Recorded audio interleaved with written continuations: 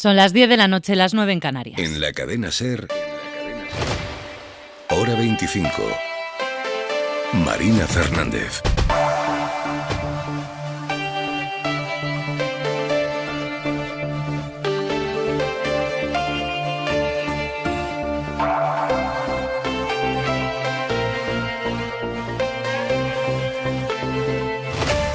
Dos puntos de atención a esta hora, dos noticias en directo. La primera en Estados Unidos, donde el fiscal general acaba de comparecer para defender el trabajo del FBI en la investigación contra Trump, para confirmar que él mismo dio luz verde al registro de su mansión,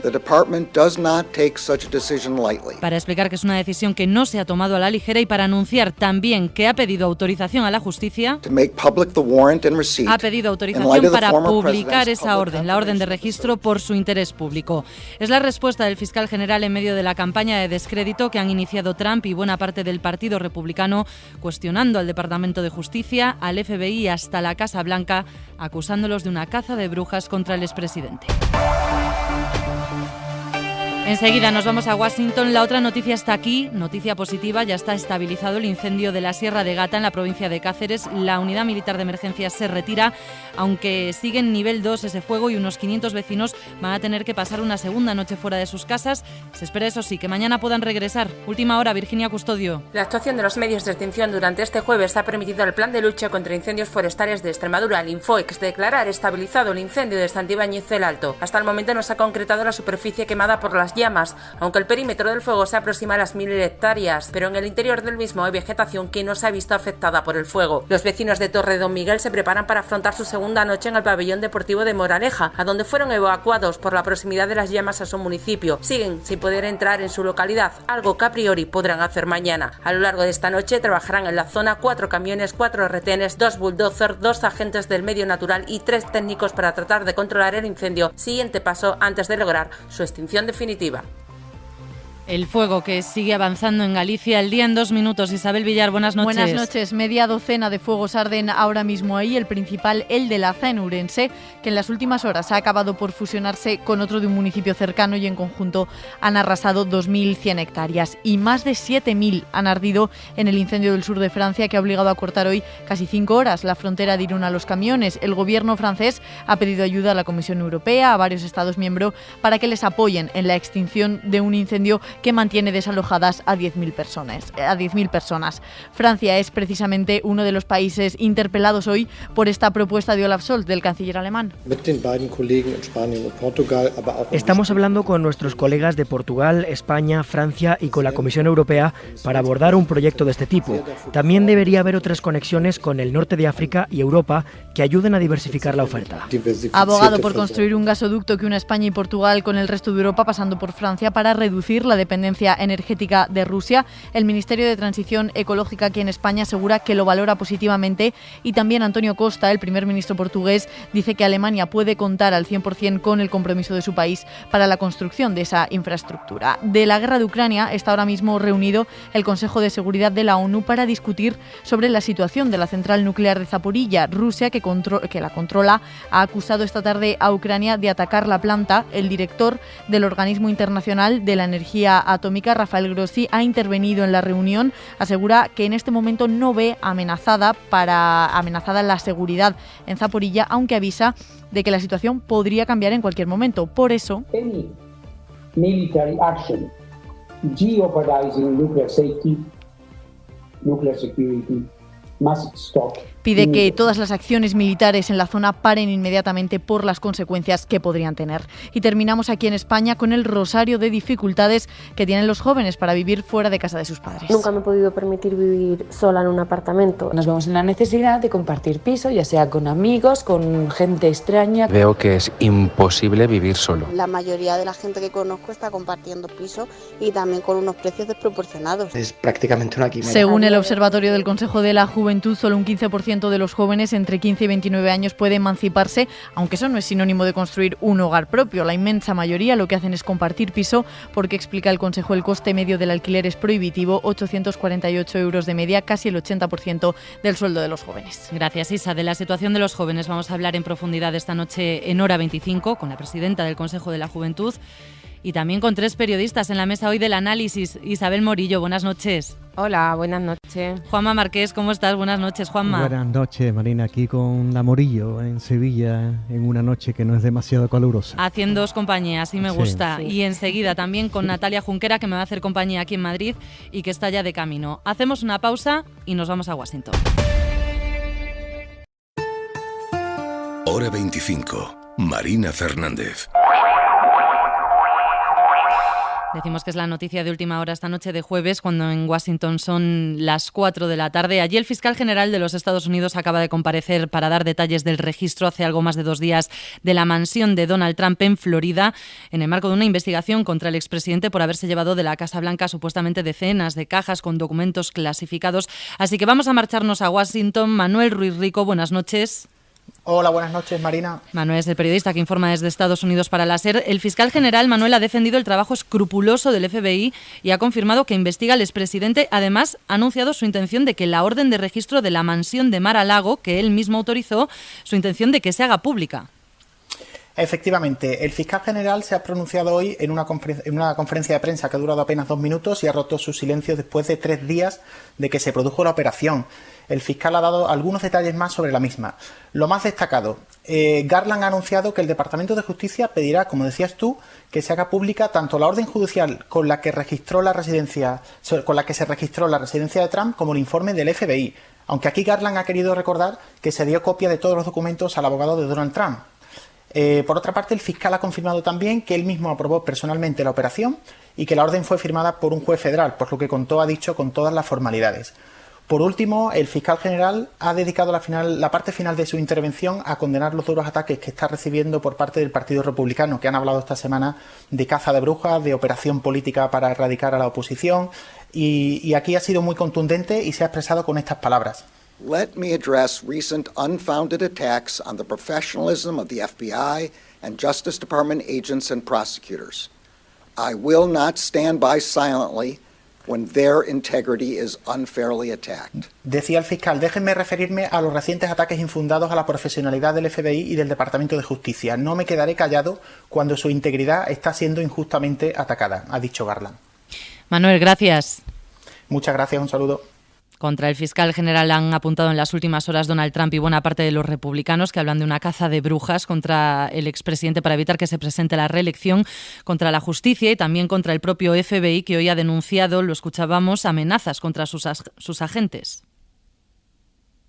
Again, violence against law enforcement is not the answer, no matter what anybody's upset about.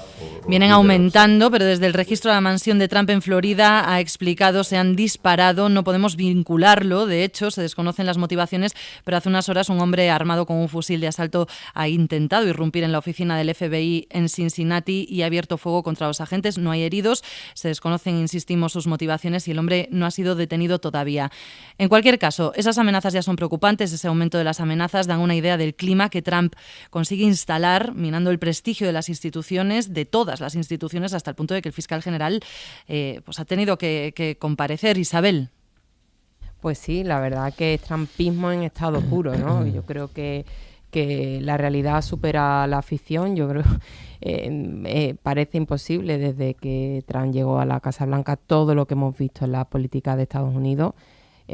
Yo confío, la verdad, en que eso no sea un espejo en el que nos miramos o que lo que ocurre allí no ocurra aquí, porque ese nivel de populismo y de dinamitar las instituciones me parece peligrosísimo. Ya el asalto al Capitolio, pues yo creía que era un capítulo con el que se había tocado techo y comprobamos que no, que la cosa puede ir a más. Incluso me preocupa que este reciente registro, en vez de dinamitar ya de una vez la credibilidad de Donald Trump para una posible candidatura nueva a la reelección, pues le dé aún todavía más popularidad, ¿no? Porque es dificilísimo combatir el trumpismo. O sea, es complicado porque al final cada gesto que se hace para restaurar la democracia o para intentar reponer lo que Trump arrasó en Estados Unidos, juega para una parte de la sociedad a su favor. O sea, a mí me parece una cosa,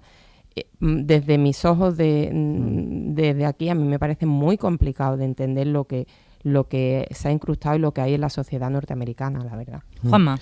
Hace unos días, no, diría que unas horas, Trump, para defenderse de lo que parece que va a ser una acusación de la Fiscalía, comparó a Estados Unidos con una república bananera, lo que no deja de ser bastante gracioso cuando era Estados Unidos quien promovía este tipo de repúblicas más allá de su frontera con México. De todos modos, a mí lo que realmente me asusta de la situación es la división tan grande que hay en la sociedad norteamericana, que es que hay sondeos de opinión pública que todavía y aún hoy están dando que Trump podría ganar unas elecciones presidenciales en Estados Unidos.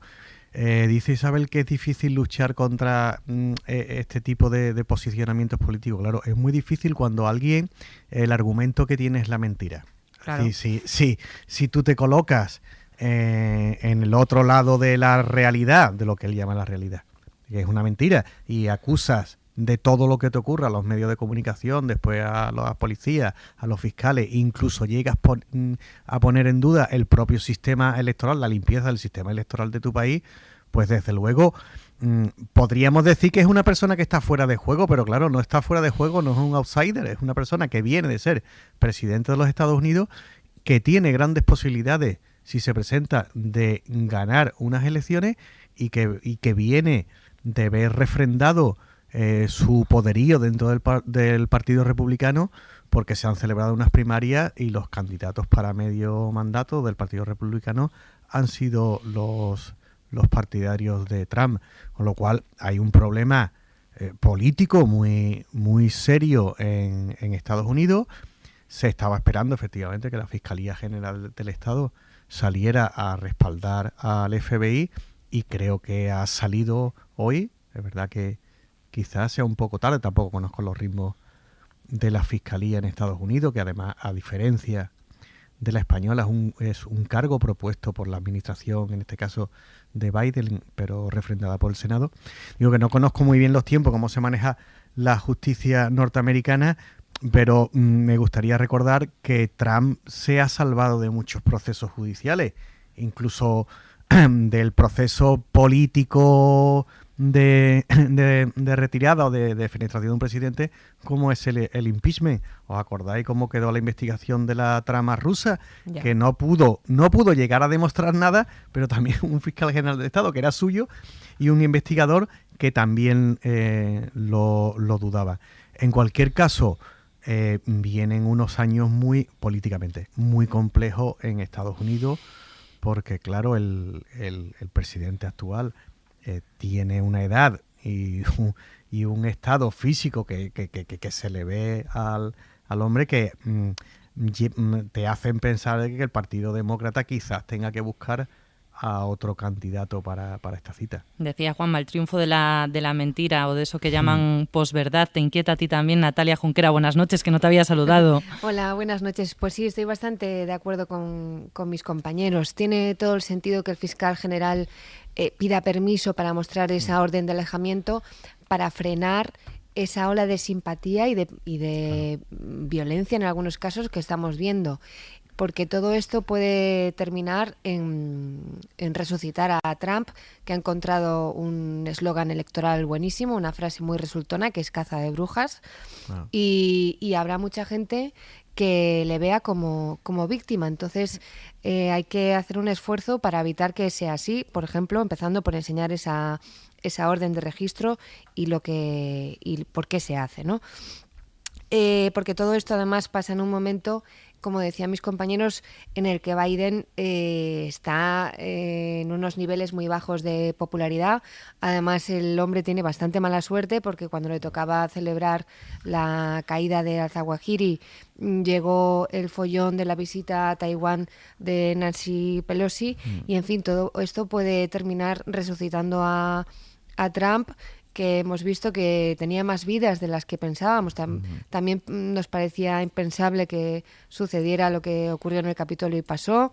Nos parecía impensable después de la legislatura de Trump que pudiera tener más votos, y aunque perdió las elecciones los tuvo, y con lo cual yo creo que habría que ir con mucho cuidado, y la transparencia, que es por donde pide ir el fiscal general del Estado de Estados Unidos, me parece una buena solución de momento. Es que ha tenido que salir a explicar lo obvio, ¿no? Que una decisión así, la de registrar la casa de un expresidente de los Estados Unidos, no se toma a la ligera. La cosa es que hace falta ahora mismo en el Estados Unidos que tenemos explicar este tipo de cosas, Isabel.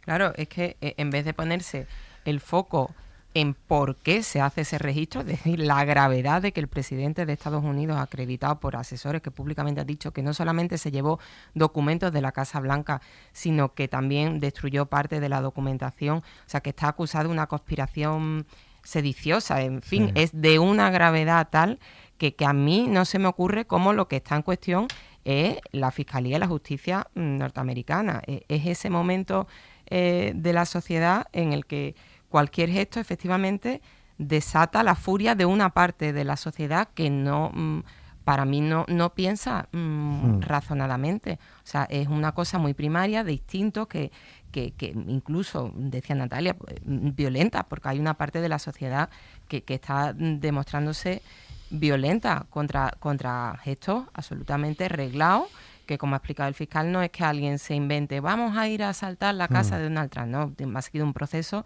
absolutamente claro, y donde se pone el foco es en que Trump es una víctima para una parte de la sociedad norteamericana.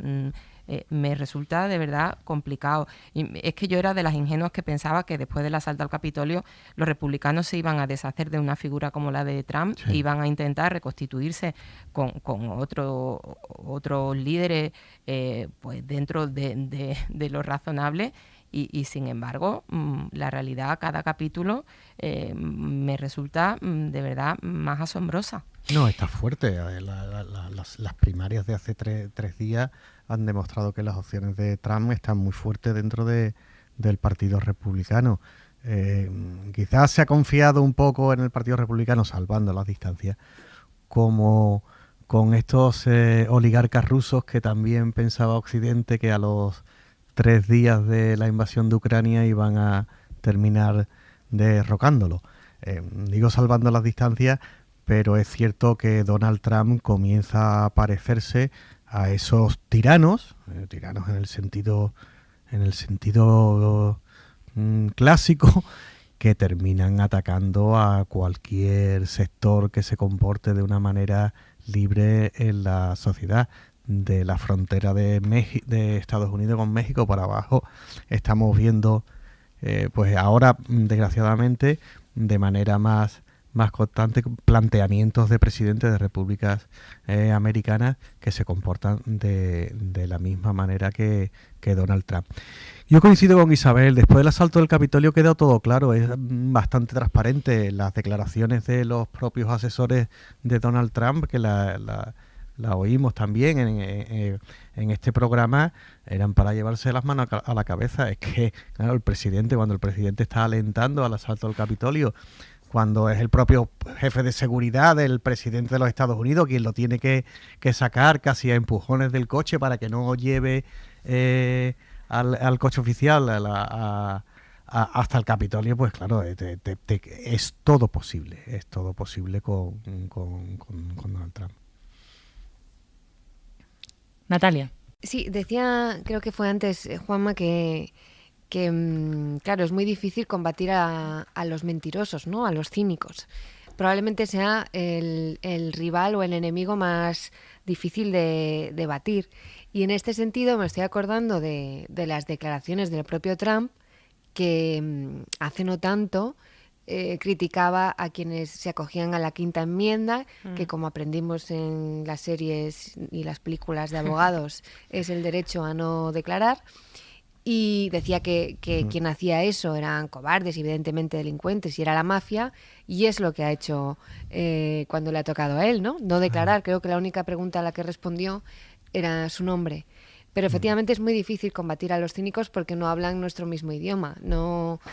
La verdad solamente no basta para combatir esos discursos, porque hay gente deliberadamente dispuesta a situarse en el otro lado y a creer que la víctima en todo esto es Trump.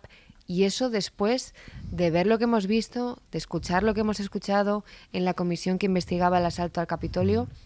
En fin, que es desde luego tiene muchas vidas Trump y a lo mejor con todo esto termina resucitando, ¿no? Además que el nuevo Trump, porque ya el que ganó las elecciones, o sea, era el Salvador que iba a volver a poner a Estados Unidos la primera línea, la gran potencia, tal, pero ya el relato, leía en un artículo de opinión en El País a Luis Bassett, que me parecía realmente alucinante porque lo retrataba muy bien. Ya su relato no es que él sea el salvador de nada, es que, o sea, del país el relato es que es el salvador, para evitar una guerra civil, para evitar el apocalipsis, ya son unos términos en el discurso público que superan todo lo que se supone que puede haber en los límites o las reglas de juego de una democracia, ¿no? El trumpismo ya, para mí, a mis ojos, es una caricatura y, sin embargo, triunfa cada vez más, ¿no? Y cala, y se extiende también. Vamos a avanzar porque mañana vamos a conocer el dato definitivo de la inflación del IPC en España, que sabemos que va a estar en las 2 cifras, en torno a ese 10,8% del dato adelantado. Y hoy queremos detenernos en otro indicador que nos parece también importante para la economía de un país, que es la situación de sus jóvenes. Javier Ruiz Martínez, buenas noches. ¿Qué tal, Marina? Buenas noches. Hoy hemos conocido el informe del Consejo de la Juventud sobre la emancipación de los jóvenes en España y no llegan ni a 1 de cada 5 los que pueden marcharse de la casa familiar, los que pueden independizarse. Y ese 1 de cada 5 que lo consigue lo hace rozando los 30 años y casi siempre compartiendo la vivienda con otras personas, Javier. Sí, los datos son del segundo semestre de 2021 y por tanto todavía no se ve en ellos el efecto negativo de la guerra y de la inflación, tampoco el posible efecto positivo que podría tener, han dicho hoy, la reforma laboral en los jóvenes. El caso es que cuando se hizo el estudio solo el 15,6% de los jóvenes españoles estaba emancipado. Es verdad que es la primera subida de la tasa de emancipación en 15 años, pero es que veníamos del dato peor del siglo en el anterior semestre. Un dato que venía bajando además desde el año 2008, antes del estallido de la burbuja. Por dar el dato también, el dato era el 25% de los jóvenes los que se habían emancipado. Ahora estamos en el 15%. Ahora es cuestión de lo que podríamos llamar privilegiados. El perfil sería este, Marina, un hombre a punto de cumplir los 30 años, 29,9 años, con estudios superiores terminados, con un 28% más de nómina que, por ejemplo, sus amigos, su grupo más cercano de jóvenes alrededor, y para el resto la emancipación de momento sería una misión imposible. Javier, el problema fundamentalmente son los salarios y los precios de la vivienda. Ya hemos escuchado que la mayoría tienen que compartir, eso es porque para comprar una casa, solo para pagar la entrada de una casa, calcula el Consejo de la Juventud que tendrían que invertir el sueldo íntegro de casi 4 años. Sí, la conjunción entre mercado laboral y mercado de la vivienda para los jóvenes es diabólica. Las casas están subiendo de nuevo de precio, los alquileres están disparados en todos sitios, ya no solo en las grandes ciudades, también en las pequeñas. La inflación sube, los precios de todo, y nos deja menos dinero disponible para pagar la casa, y los sueldos de los jóvenes son bajos, son inestables, son temporales, y además no están creciendo a la par con toda la vorágine económica. Varios datos encima de la mesa ha puesto hoy el observatorio. El primero es el que dabas tú de las hipotecas, pero es que además la hipoteca media está en 170.000 euros ahora mismo en España. Encima las viviendas son de 25-30 metros para esas hipotecas. Una persona joven con condiciones laborales estables solo podría permitirse hasta 100.000 euros sin sobreendeudarse, es decir, lo que dicen los expertos, sin tener que destinar más del 30% mensual a la casa. Y luego está el mercado de alquiler, Marina, 848 euros de media en España, con variaciones muy grandes por provincias, pero disparado en todos sitios. Cuesta un piso, alquilarse un mes un piso, eso sin contar las trampas con las fianzas. Esta cantidad sería el 80% del sueldo medio de un joven ahora mismo en España. El dinero máximo que puede pagar un joven, vuelvo a utilizar el término, sin sobreendeudarse, sería 325 euros, y por eso casi todos acaban compartiendo casa. Como ha dicho la presidenta del Consejo de la Juventud de España, no es que les guste el coliving, como se ha dicho en varias ocasiones. Es cuestión de necesidad. Ahora vamos a hablar con ella. El informe de este año además se ha fijado en que la brecha salarial entre chicos y chicas, entre trabajadores y trabajadoras jóvenes, tiene un impacto directo en su emancipación. Las jóvenes se van de casa antes, Javier, pero tienen más problemas para pagarse una vivienda para ellas solas. Sí, había un epígrafe específico en el observatorio de este semestre, para las mujeres.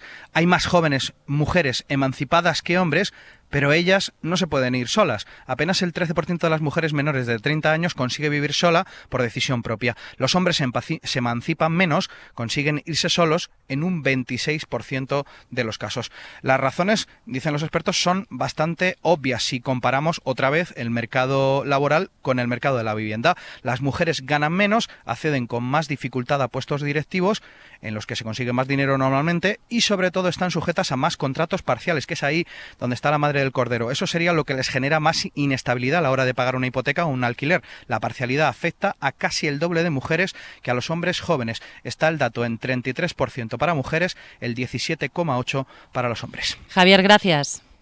Un saludo, hasta luego. Elena Ruiz Cebrián, buenas noches. Hola, buenas noches. Elena Ruiz Cebrián es la presidenta, gracias a usted, del Consejo de la Juventud. Hablábamos con Javier de ese leve repunte, muy leve, de la tasa de emancipación por primera vez en 15 años, pero ese estudio se ha hecho justo antes de que empezara la invasión rusa de Ucrania, también antes de la reforma laboral. ¿Temen que pueda haber cambios? ¿Serían en positivo o en negativo? ¿Cuál es su estimación? Pues lo cierto es que veníamos, como bien se ha explicado, de una situación de 15 años de descenso en la tasa de emancipación, es decir, cada vez se emancipaban menos personas jóvenes y por lo tanto era de esperar que en algún momento, de forma natural, hubiese un breve incremento. Lo que más nos preocupa efectivamente es que esto se quede en una anécdota o que podamos ver positivamente que este incremento va suponiendo, se va dando en cada semestre. Es cierto que al ser una cifra tan bajita nos preocupa que haya sido casi que una cuestión azarosa más que bueno, pues el resultado de políticas favorecedoras. Así que esperamos desde luego que nos pongamos las pilas en políticas de vivienda que puedan ayudar a solventar esta situación para las personas jóvenes, desde luego. 15 años nos decía, sin que mejore ese indicador hasta ahora. Muy ligeramente mejora esa tasa de emancipación. ¿Cómo está afectando esto a las expectativas de los jóvenes en España?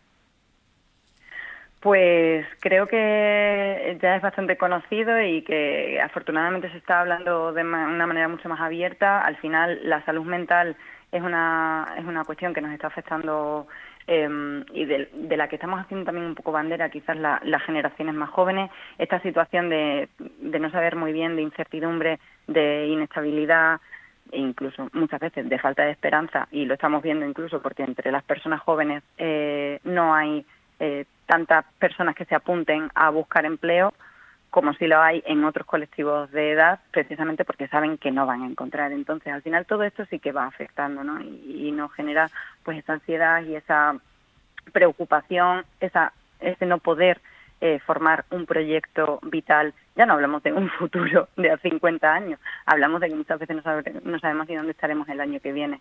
Y luego, además, como os decía, es cierto que hay mucha quizás desmotivación o poca certeza acerca de si encontraremos otro trabajo, y se está viendo que la gente se sigue aferrando a los estudios como una salida de no estar absolutamente paradas. Aunque también es cierto que en este observatorio ha sido un dato que hemos querido vislumbrar. Las personas jóvenes normalmente hemos sido criminalizadas como las ninis, que no queríamos estudiar, que no queríamos trabajar, o que si hacíamos el co-living, como se decía antes, ¿no? Era porque nos gustaba o tal. Pues en realidad las personas que ni estudian ni trabajan son poco más de un 2% del total de la población joven en España, cuando las que sí trabajan y sí estudian, es decir, las SISIs, suponen más del 32%. Sí. Así que también nos queríamos quedar con ese dato porque, bueno, pues a pesar de que efectivamente toda esta situación nos genera pues esa inestabilidad que decíamos y esos problemas de salud mental que vienen muchas veces en consecuencia de esta situación, creemos que hay mucha gente luchando por su futuro. ¿Y cree que se han banalizado los problemas de los jóvenes españoles? La hemos escuchado, lo ha vuelto a decir aquí, pero la hemos escuchado ya en la rueda de prensa un poco enfadada con algunos conceptos como ese de co-living. Sí, al final ocurrió también, ¿no?, cuando se decía que las personas jóvenes nos íbamos al extranjero porque queríamos aprender idiomas o vivir aventuras. Lo cierto es que se ha ido demostrando de manera casi que sistemática, cada vez que se hacía un estereotipo de estas características, que en realidad era porque las personas jóvenes no tenían otra opción. Y aquí es donde tenemos que poner el foco. Compartimos vivienda porque no tenemos otra opción. Que luego, por supuesto, habrá gente que elija convivir con personas que no conoce o con gente que no son sus parejas o sus familiares directos, pero tenemos que entender que es que ahora mismo es la única opción el compartir piso, en su mayoría con personas que no son ni familia ni son pareja, para la mayoría de las personas jóvenes. Ahí es donde tenemos que poner el foco y saber que no es una opción, simplemente es obligación. ¿Y de qué forma se podría abordar, en opinión del Consejo de la Juventud, este retraso en la edad de emancipación, estos problemas para independizarse en España? ¿En dónde deberían incidir los poderes públicos? Pues al final está claro. En los salarios que tenemos las personas jóvenes, la media, estamos hablando de que hace 10, 15 años se hablaba de que ser 1.000 eurista quizás era un poco justo. Ahora mismo el salario medio de las personas jóvenes, tenemos suerte si ronda los 1.000 euros al mes. Estamos igual o peor que hace 10, 15, 20 años. Los salarios fundamentales ahora mismo para comprar una vivienda, para poder acceder a una vivienda, y se nombraba también hace poquito, lo decíais, hay que invertir 3,8 veces el salario anual que consigue una persona joven de manera íntegra. El sueldo de casi 4 años. Efectivamente. Y eso sin tomarte ni unas pipas, como yo digo.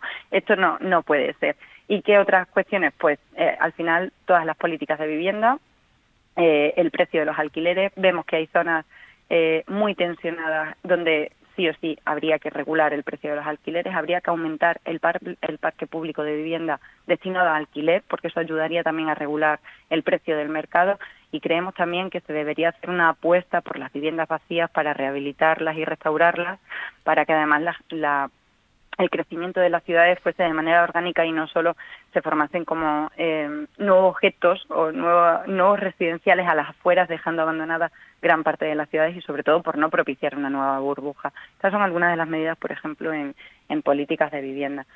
Pero al final, si tuviésemos, supongo que la varita mágica la habríamos usado ya. Es importante además entender que una política sola no va a arreglar un problema estructural, tiene que ir de la mano de otras muchas, y que las políticas además se tienen que planificar tanto a corto como a medio como a largo plazo.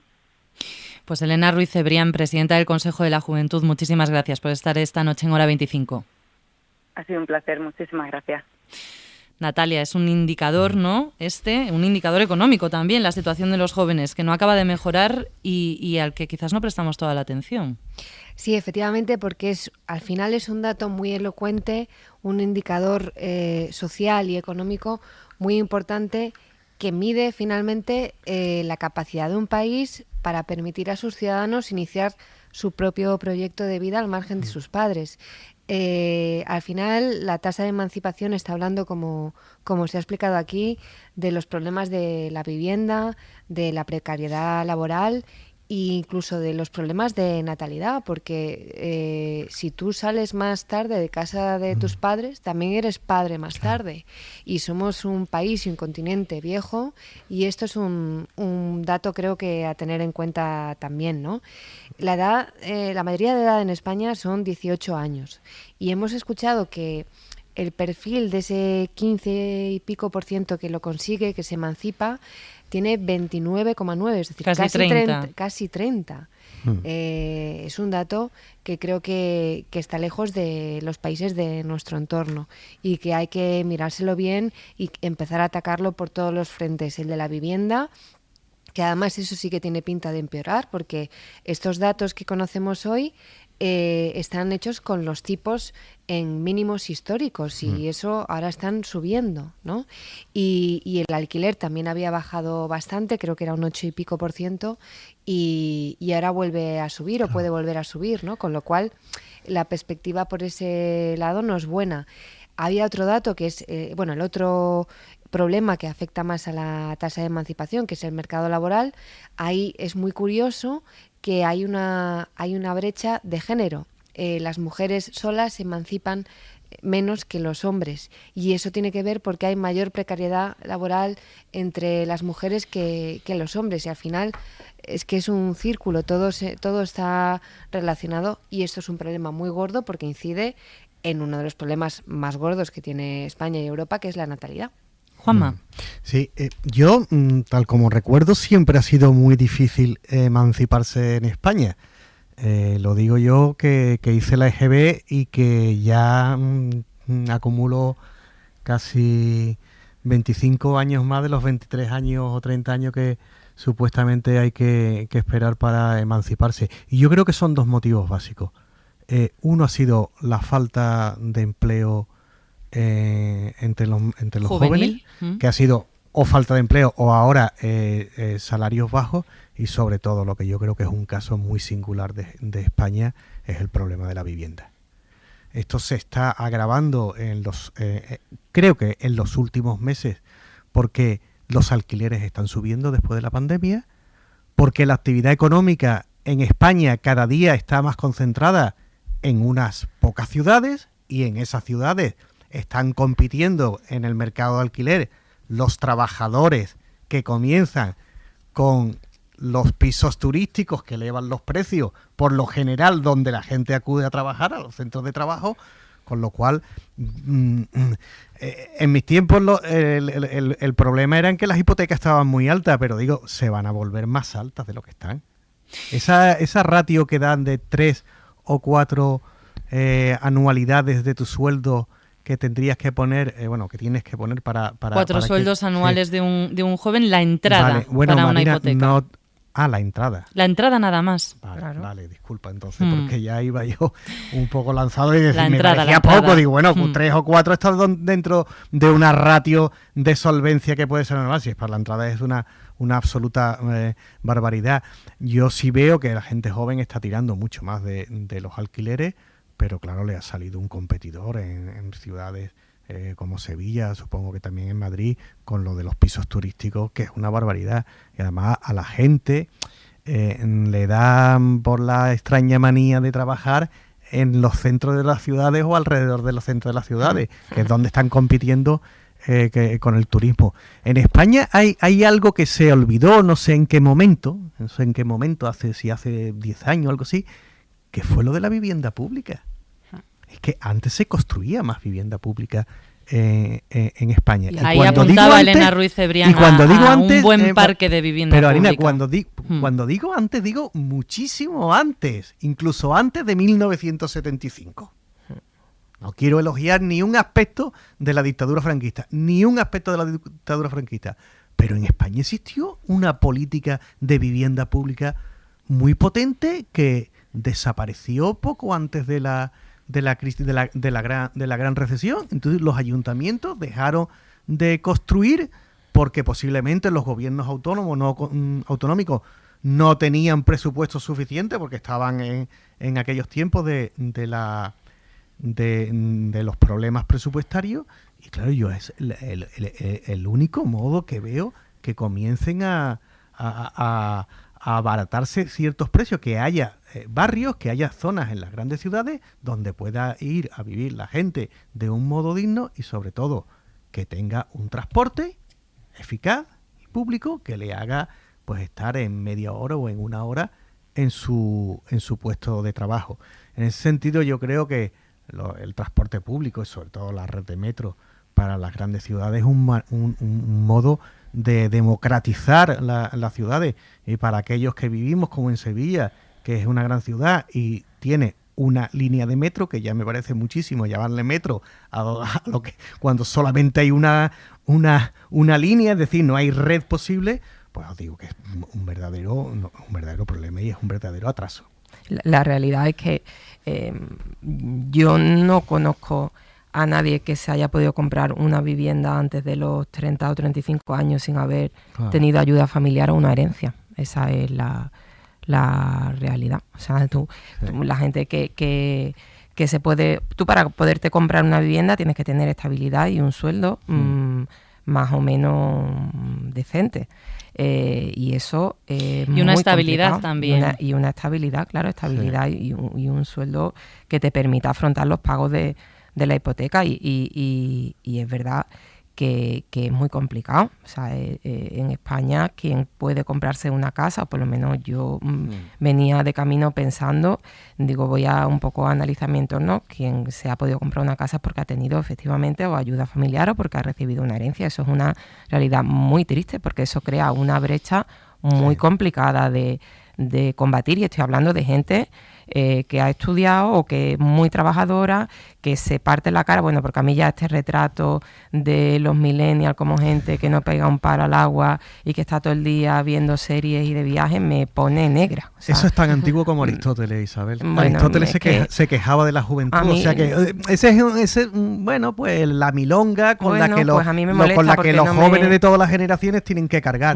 que no trabajan, que quieren salir mucho por la noche, claro, que eso... No me gusta nada ese tipo de enmiendas a toda una generación, que es una generación además que no solamente afronta la gran crisis financiera que cuando ya más o menos se veía la luz el COVID, ahora una guerra en las puertas de Europa, en fin, yo creo que es de una frivolidad y de una superioridad hacer ese tipo de juicios de valor cuando la gente está ahí súper preparada, dándolo todo, en la mayoría de los casos, bueno, que habrá de todo en todas las generaciones, que eso es tan absurdo de catalogar como tal generación, es que no da un palo al agua, hombre, por favor.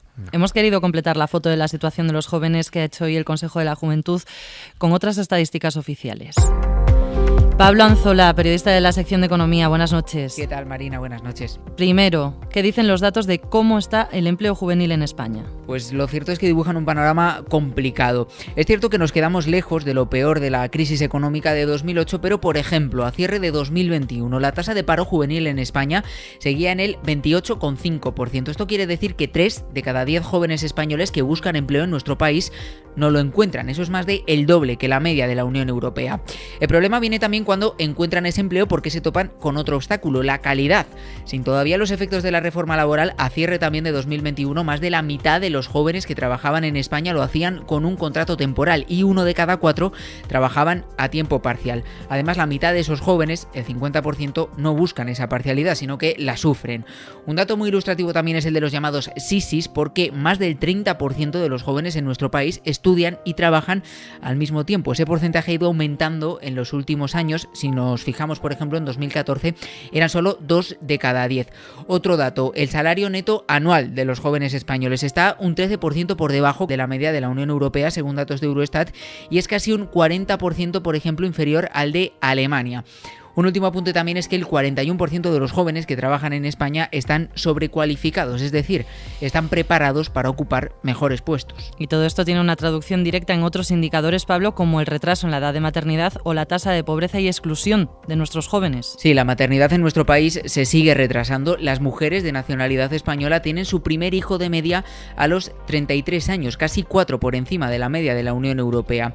Son datos de nuevo de Eurostat, y si miramos a los indicadores de pobreza, vemos que en 2021 el 31% de los hombres de 16 a 29 años, es el 29% en el caso de las mujeres, sufrían riesgo de pobreza y exclusión social. Además, es sorprendente también la evolución de ese porcentaje, que en el caso de los hombres ha escalado 10 puntos si lo comparamos con 2008.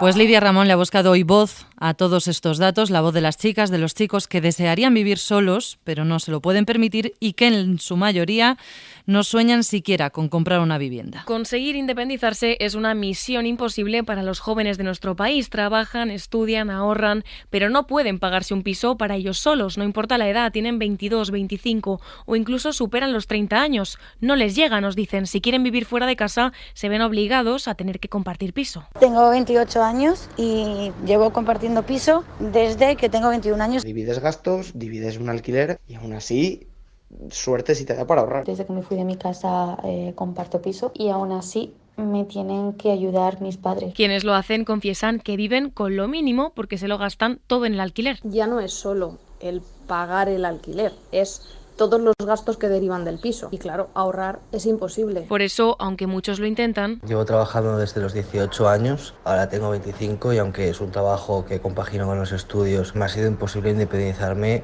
a día de hoy. Si fuese un piso, para mí sola sería por completo el sueldo, lo que significa que no podría cubrir el resto de los gastos. Lo acaban descartando, solo queda entonces la opción más barata, alquilar una habitación y vivir con desconocidos. Tienes que compartir tu casa con 2 personas que no conoces. Tu casa es un espacio enano, porque como está el mercado, pues obviamente es un espacio enano. Han asumido que ese es el camino por el que tienen que pasar hasta que puedan tener una casa propia. Compartir piso, luego irse a vivir solo o a compartirlo con su pareja, y ya luego cuando lleve unos años, tenga dinero, que haya conseguido ahorrar dinero, entonces ya ahí podrá plantearse de comprarse una casa. Quienes pueden permitírsela antes, aunque sea de alquiler, confiesan lo hacen gracias a la ayuda de sus padres. Vivo sola, pero en un piso muy pequeño, de una habitación, y claro, no me puedo permitir nada más. Recibo ayuda, tengo suerte de poder contar con la ayuda de mi madre. Estoy viviendo solo con 28 años, pero tiene truco. Lo he conseguido porque mi familia, por suerte, tiene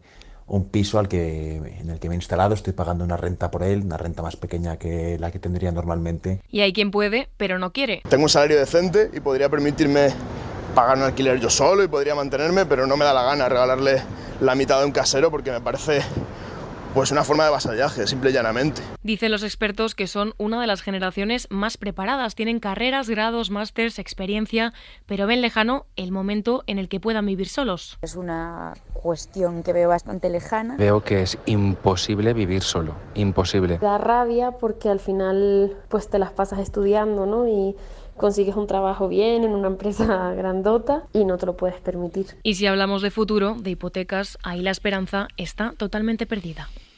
Natalia, en este reportaje hemos escuchado a jóvenes menores de 30 años, hasta 30 años, porque hay que poner en algún punto esa línea, hay que marcarla, pero a los 35, incluso a los 40, muchas personas, no diré jóvenes, aunque si fuera por mí lo diría, muchas personas siguen compartiendo piso en ciudades como Madrid.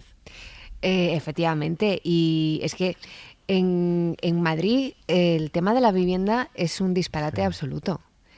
Yo no tengo ni los 29,9 ni los 35, yo he cumplido 40 y vivo de alquiler y me considero una persona totalmente privilegiada. Tengo un trabajo fijo, un contrato fijo desde 2006, pero a día de hoy el alquiler supone más de la mitad de mi sueldo. Porque el mercado de vivienda de Madrid pues es un disparate. En parte por lo que se comentaba antes de los pisos turísticos en el centro, eso yo creo que ha hecho mucho daño, y porque las viviendas están muy concentradas en una clase que es la que tiene, digamos, el poder también de fijar el alquiler, el precio. Y la demanda tenemos que acatar lo que hay. Si es el 50%, que es, bueno, eso es mi caso, no quiero decir que sea la norma, pero el porcentaje del alquiler respecto al salario en España está muy por encima de nuestro entorno europeo y de lo que es razonable. Y si no es razonable, hay que atajarlo ya. Había un proyecto para atajarlo que se ha ido retrasando porque, claro, aquí también ha habido una pandemia, un volcán, una guerra en Ucrania, pero este es uno de los temas más importantes porque además es probable que la reforma laboral corrija algunas de las cosas que hemos citado aquí como fuente de problemas o de retraso de la tasa de emancipación, ¿no? Que es la precariedad laboral. Pero surge otro, que es la inflación. La inflación al final es como si fuera un impuesto para todos, porque supone una pérdida de poder adquisitivo. Si todo es más caro, pierdes poder adquisitivo, puedes hacer menos cosas con tu dinero. Y eso afecta a todas las clases sociales, también a los jóvenes. Claro, también a los jóvenes, que a cierre de 2021 nos contaba Pablo Anzola que más de la mitad tenían un contrato temporal, por ejemplo. Efectivamente estamos a la espera de que la reforma laboral tenga también ahí su efecto. Juanma. Sí, lo que siempre se ha calculado como un coste razonable de la vivienda, ya sea de la hipoteca o por alquiler, es 1/3 de los ingresos. Hablamos de un 30%, quizás a un 33%. Cuando lo ha explicado perfectamente, se está pagando un 50%, que es una barbaridad y te deja además en una situación muy vulnerable. muy vulnerable, una persona que necesita pagar la mitad del sueldo para poder vivir bajo techo, ¿qué hace en el momento en que se queda parado, desempleado? Que es una opción que posiblemente le pasará incluso varias veces a lo largo de su vida. Yo, por aportar un punto de optimismo, y antes de que nos expliquen el tiempo que va a hacer mañana, que sé que le tienes ordenado, que al menos de una noticia buena. Siempre una buena noticia al día. Siempre busca un rinconcito de España donde haga un poco de fresquito. Pues vamos a ver también si el dato de aumento o de aumento de la emancipación o de descenso del nivel de la edad que se ha apuntado marca una tendencia. Quizás esté marcando una tendencia, quizás la reforma laboral, el final de la pandemia y lo que está sucediendo esté marcando una tendencia, y es posible que en los próximos meses veamos cómo hay mayores posibilidades de emanciparse. Sí, Isabel, se puede marcar una tendencia, pero yo creo que hay que meterle mano al mercado de la vivienda. Y es que si no, o sea, vamos a ver, yo que hice mi Erasmus en Copenhague hace ya también mucho tiempo. Tú también eres joven. Claro, absolutamente. Sí. Yo soy de la EGB. Allí somos jóvenes. Aquí somos todos jóvenes. A Erasmus lo estudiábamos en los libros. Jóvenes de 40 pero bueno, que allí la gente con 19 años ya estaba emancipada de su familia. Sí. Aparte de una cuestión cultural, hay muchísimas ayudas públicas para todo y un parque de viviendas sociales destinadas exclusivamente a los jóvenes para que puedan emanciparse e irse de su casa. Sí. Me mira Juanma porque... Estoy calculando esto. Es que es verdad, es que aquí, por ejemplo, se apuesta por cosas como el bono joven al alquiler, estupendo, pero es que eso no va a la raíz del problema. Y durante años, bueno, yo me acuerdo, aquí llegó a haber en la Junta hasta una consejería de vivienda y se hizo una gran apuesta por una red, un parque público de vivienda de alquiler durante unos años que te permitía a lo mejor tener un colchón, pues pagar un alquiler de 200 o menos euros. Y luego poder ahorrar para poder comprarte una casa si te diera la gana para irte, o sea, las viviendas de alquiler para jóvenes es una solución magnífica que los países del norte de Europa llevan mucho tiempo practicando y que evita la especulación de raíz. El problema de eso es que los ayuntamientos no ponen todo el suelo que tienen disponible para esa construcción. El problema es la especulación. Claro, vamos a ver, esto es lo que conllevamos siempre. Hay bolsas de suelo o público o municipal, sobre todo municipal, que los ayuntamientos no terminan de poner a la venta. Nos ha llevado el problema de los jóvenes de la emancipación al problema de la vivienda, que requiere mucho tiempo y no lo tenemos, porque hay otro asunto que quiero que abordemos. En poco más de una hora se cumplen las primeras 48, los primeros 2 días de algunas de las medidas de ahorro energético en marcha, y con ese objetivo de reducir la dependencia del gas ruso, hoy Alemania, el canciller Olaf Scholz, ha pedido ayuda directamente a España, a Portugal, ha pedido solidaridad, pero también algo concreto, construir un gasoducto entre la península ibérica y el centro de Europa, y ha confirmado que ya está hablando sobre esta interconexión con los gobiernos y con Bruselas. Victoria García, buenas noches. Hola Marina, buenas noches. Scholz ha desempolvado un viejo proyecto español que ahora define como extremadamente necesario para Alemania y para otros países del norte de Europa que dependen del gas ruso. El proyecto es el gran gasoducto que uniera la península ibérica con el centro de Europa. Estamos hablando con nuestros colegas de Portugal, España, Francia y con la Comisión Europea para abordar un proyecto de este tipo. También debería haber otras conexiones con el norte de África y Europa que ayuden a diversificar la oferta. Además, el canciller le ha pedido a los alemanes que ahorren energía, que se pasen a las energías limpias, que pongan paneles solares, que los Länders exploten energías eólicas, que entre todos ayuden a aliviar la carga del gasto energético. Dice que tienen suficiente gas para pasar el invierno y que ahora mismo están produciendo energía con una central de carbón que ya tenía medio aparcada, además de estudiar la viabilidad de que las centrales nucleares alemanas sigan produciendo más y mejor. Por cierto, Marina, que en esa rueda de prensa llamada de las vacaciones de verano y que se hace en Alemania desde los tiempos de Adenauer, Scholz dijo que aunque echaba de menos las charlas con Merkel, a ella no la echaba de menos como canciller, porque a él le gusta mucho ocupar ese cargo. Gracias, Vicky. La petición de Alemania ha caído bien aquí en España, donde fuentes del Ministerio de Transición Ecológica recuerdan que llevamos tiempo reclamando una mejor interconexión energética entre la península y el resto de la Unión Europea. Eso sí, también señalan que para conseguirlo es fundamental la implicación de Bruselas, de la Comisión y del Consejo. Si hoy hubiera esa interconexión, podríamos suministrar a Europa la mitad del gas que viene de Rusia a través de Ucrania. En el Consejo Europeo que comienza mañana defenderé que la interconexión se convierta en un verdadero objetivo vinculante de la política energética europea. Yo espero que esto tenga una buena acogida. Espero que nuestros vecinos... Parece un sonido de ayer hablando de la dependencia energética de Rusia, pero es el entonces presidente Mariano Rajoy en plena crisis por la anexión de Crimea, defendiendo el proyecto MidCat para la construcción de un gasoducto que uniera España con Francia. Era 2014. Decía Rajoy, a ver qué dicen los vecinos franceses. Pues los franceses dijeron que no, que esa infraestructura no era necesaria y que saldría demasiado cara. Y no fueron los únicos. Desde Bruselas informa para la SER Manuel Gómez. La idea de duplicar la capacidad de enviar gas que tiene España a través de los Pirineos cayó en desgracia en 2019, cuando la Unión Europea dejó de calificarlo como una infraestructura prioritaria. El MidCat había empezado a construirse en 2010. Pero siempre encontró bastantes resistencias, sobre todo en Francia, que suele arrastrar los pies a la hora de facilitar las conexiones energéticas de la península con el resto de Europa. Se dijo que era muy caro y que requería mucha inversión para la seguridad de suministro que iba a aportar, algo que acabarían pagando los consumidores. Lo dijeron tanto el regulador del mercado francés como después el español. Ahora, el canciller alemán Olaf Scholz ha resucitado la idea de construir un tubo que lleve combustible desde Portugal hasta Europa Central, pasando por España y por Francia. Y el primer ministro portugués, António Costa, ha recogido el guante en Twitter con entusiasmo, aunque ha aprovechado para dejar una cosa clara. Se trata de llevar gas hoy, pero hidrógeno verde en el futuro.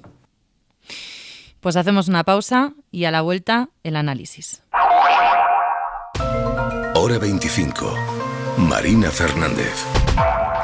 Juanma, y hoy que lo mencionamos nos quedamos sin la buena noticia que nos tenía preparada seguro Jordi Carbó porque le ha fallado la conexión. Vaya. Así que por eso no hemos podido dar la previsión del tiempo para Marina, mañana. No tengo ningún problema en dar el tiempo para mañana, que es tiempo estable con algunas tormentas en el norte y mucho calor. Bueno, calor de analistas multitask que tenemos. De verano. Bueno, pero a lo que íbamos, a esa petición de Alemania para la construcción de un gasoducto desde aquí a Francia, luego al centro de Europa. Parece que España tiene un papel importante que jugar para el futuro energético en Europa, Isabel.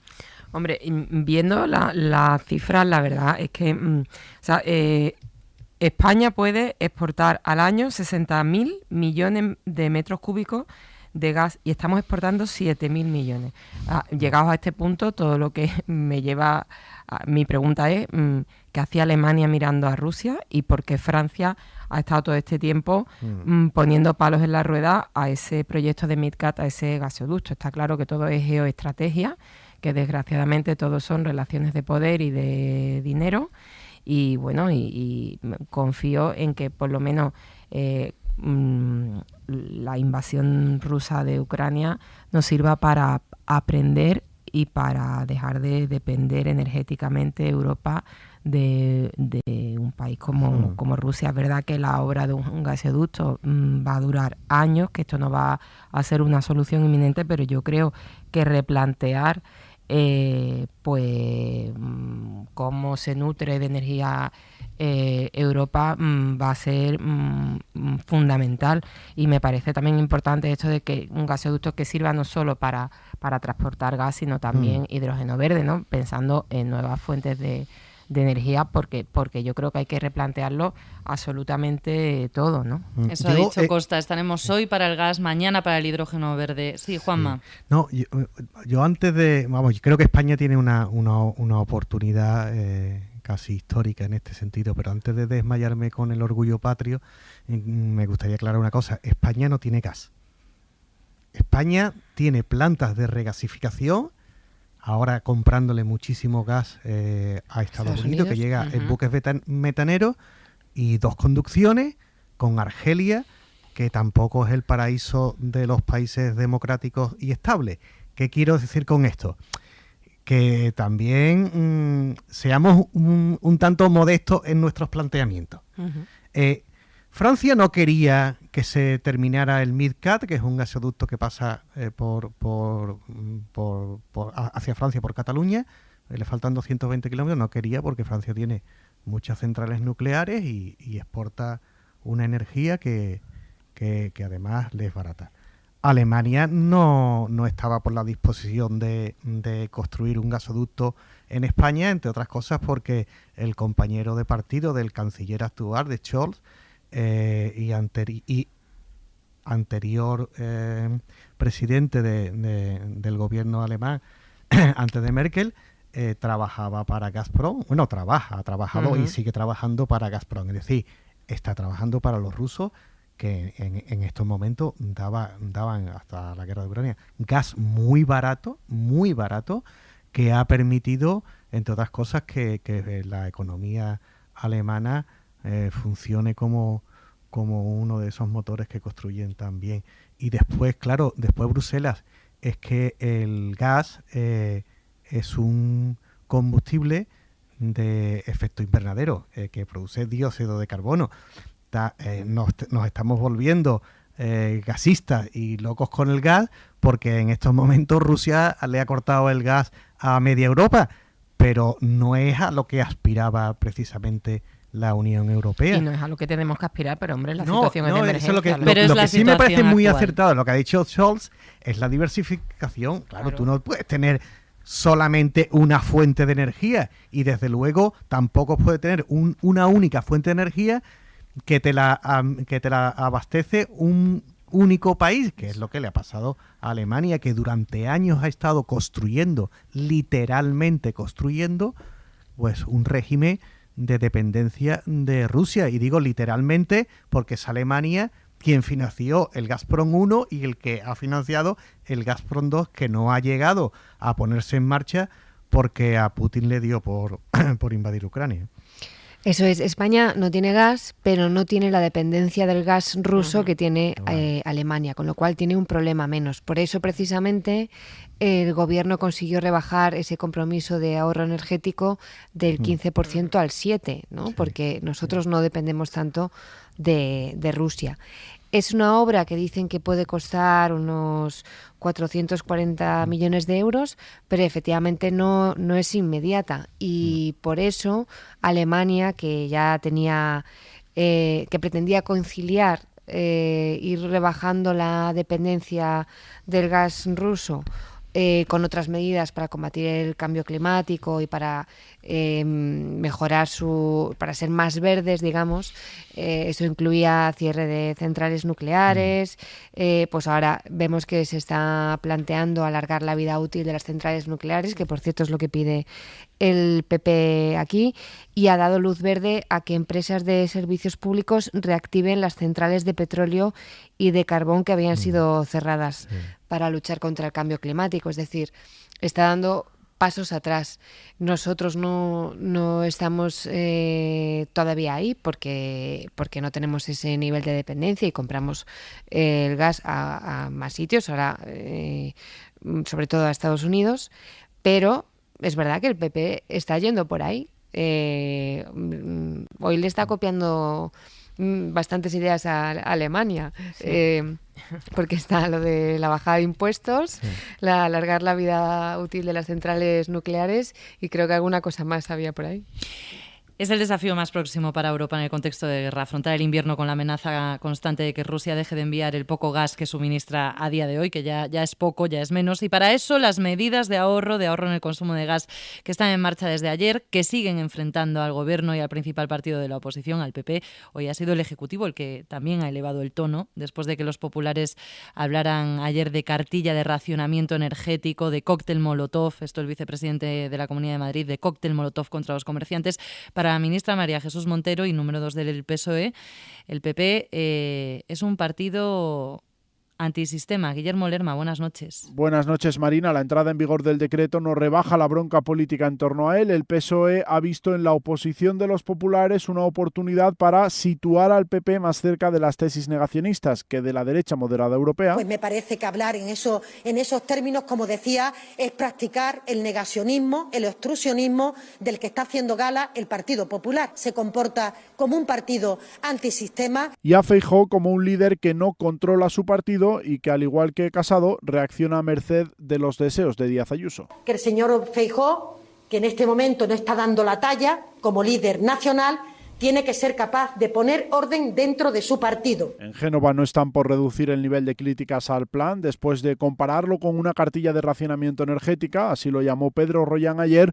Hoy el vicesecretario de Organización ha utilizado esta retahíla de adjetivos para calificar la estrategia del gobierno. Eso es un gobierno hipócrita, un gobierno cínico, un gobierno prepotente que se ha acostumbrado a la imposición, se ha acostumbrado a la soberbia, y le pedimos al gobierno que dialogue, que escucha a las comunidades autónomas, que escucha a los sectores afectados. El PP, que trata además de convencer a socios del gobierno como el PNV para que no apoyen la convalidación del decreto en el Congreso cuando se vote a finales de agosto. Bueno, pues va más el tono de la bronca, sin que de momento las medidas pues hayan provocado en estos 2 días ningún terremoto tampoco que sepamos, Natalia.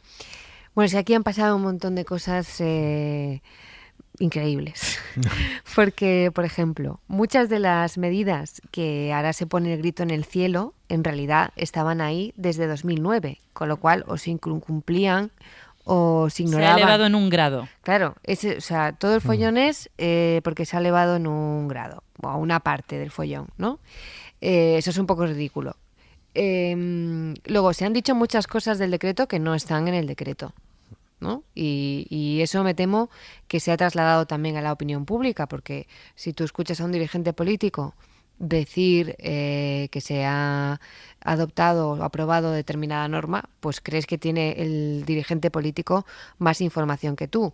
Pero estamos aprendiendo en los últimos meses que se puede criticar una ley sin leerla, y además incluso presumir de ello. Y eso no lo digo solo por el PP, porque de eso presumió hace poco un expresidente del gobierno socialista, ¿no? Luego, es verdad que el gobierno no ha sido muy inteligente a la hora de comunicar estas medidas, porque en un primer momento se dijo que había informado a las comunidades autónomas de las medidas y que las comunidades autónomas no solamente no habían puesto objeciones, sino que no habían hecho otras propuestas. Y eso no es del todo así, porque en la reunión en la que se reúne, en la reunión de la ministra de Transición Ecológica con los consejeros autonómicos del 28 de julio, no les comunican las medidas concretas que se van a aprobar en el decreto porque las terminan de perfilar ese mismo fin de semana.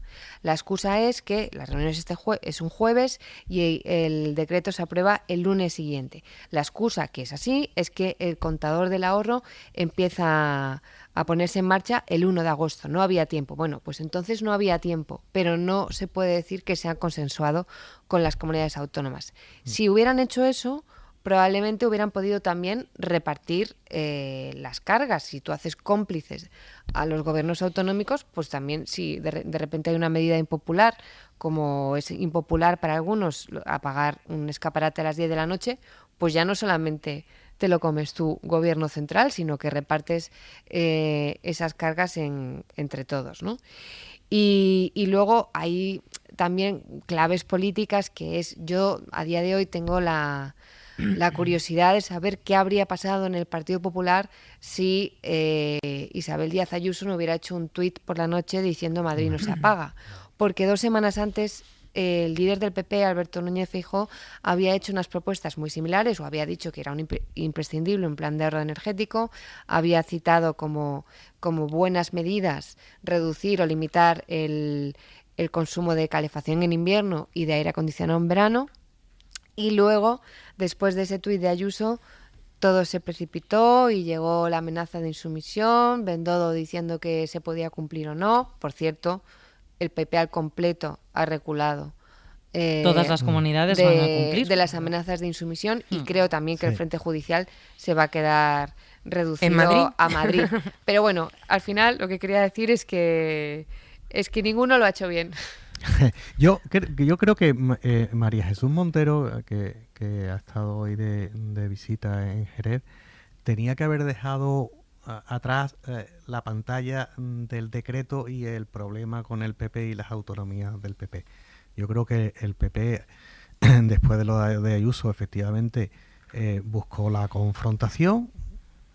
Creo, Natalia, que si hubiera habido si hubieran explicado eso en esa reunión, hubiera ocurrido prácticamente lo mismo, porque Díaz Ayuso olisqueó con un olfato, con una sagacidad política que tiene ella o quien le asesora, olfateó que ahí podía haber cierto malestar ciudadano. Creo que no se ha producido ese malestar general.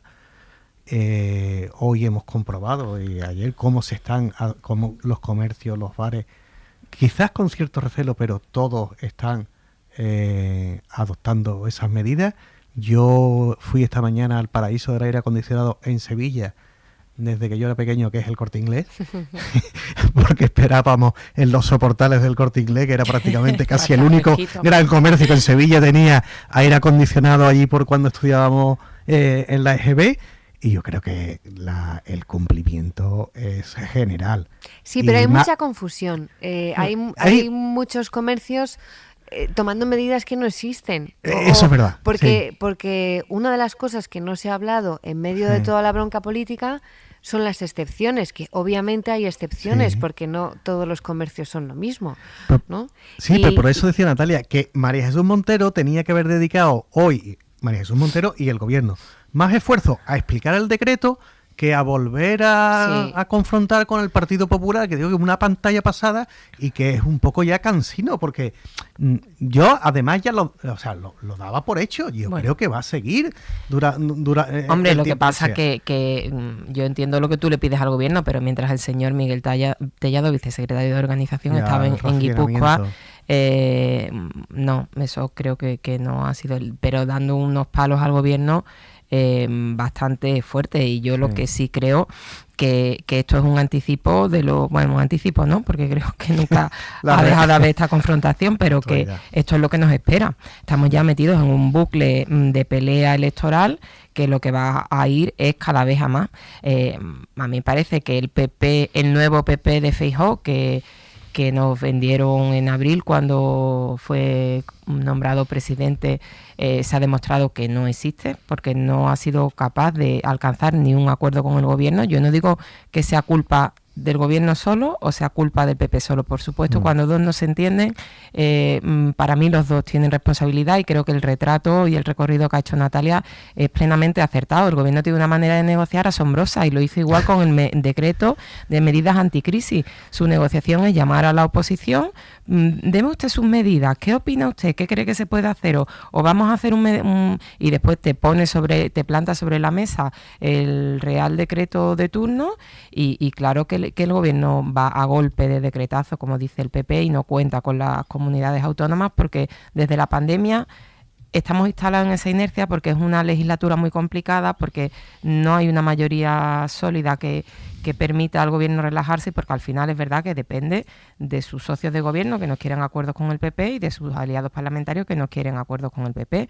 Y enfrente tenemos a un PP en el que el ala más radical, que es la de Isabel Díaz Ayuso, como ocurría en la etapa de Pablo Casado, sigue imponiéndose al resto de posiciones moderadas. A mí sí me parece que la situación ahora, la posición ahora es diferente, porque a mí me parece que la superficialidad y la frivolidad de este último debate se le puede volver en contra al principal partido de la oposición, porque lo que viene no estamos ya para tontería, creo yo. Hoy al menos la discusión se ha movido también al tema de los impuestos que decía Natalia, pero del que no vamos a poder hablar hoy. Seguro que tendremos ocasión, porque quiero que nos vayamos a Francia.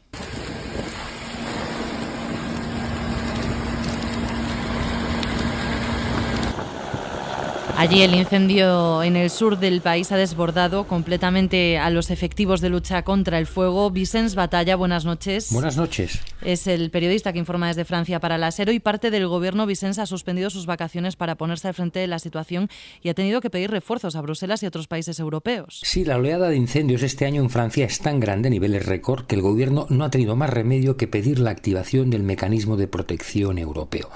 Así lo ha anunciado la primera ministra Elisabeth Borne en una visita a la zona de las Landas, interrumpiendo precisamente sus vacaciones junto al ministro del Interior.